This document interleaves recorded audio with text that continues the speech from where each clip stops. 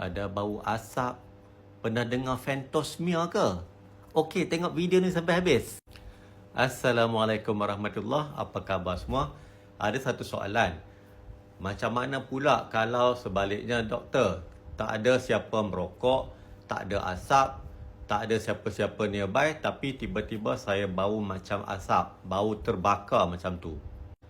Itulah istilah yang dipanggil phantosmia, iaitu kita boleh bau sesuatu tetapi sebenarnya bau tu memang tak ada, memang tak wujud. Kita panggil olfactory hallucination. Maknanya dia macam hallucination lah. Macam juga phantom leg. Kaki tu dah kena potong, tapi pesakit tu rasa macam dia ada kaki lagi. Sama macam tinnitus, dia bunyi sesuatu tetapi sebenarnya memang tak ada bunyi tu dekat luar, iaitu dipanggil auditory hallucination. Ini yang berlaku apabila kita boleh bau sesuatu. Udara tu dia akan pergi ke bahagian deria dekat hidung, di bahagian atas. Kemudian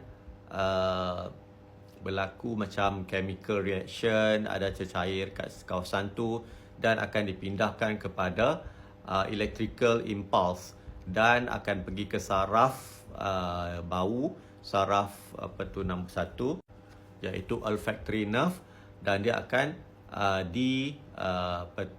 interpret oleh otak kita. Tapi yang peliknya, tak ada bau tetapi otak kita tetap interpret bau tersebut. Maknanya ada mekanisme di bahagian dalam tu lah, dekat otak.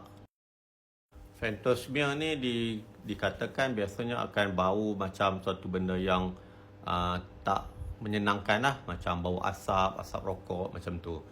Yang ni adalah contoh-contoh kemungkinan penyebab berlakunya phantosmia.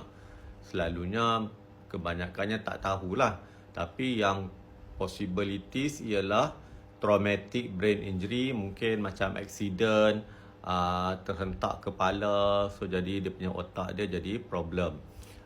Upper respiratory tract infection, mungkin virus infection lah, sesama, batuk, demam, aging, umur yang semakin tua, temporal lobe seizure, yang ni sejenis tarik-tarik seizure, boleh menyebabkan phantosmia ni juga.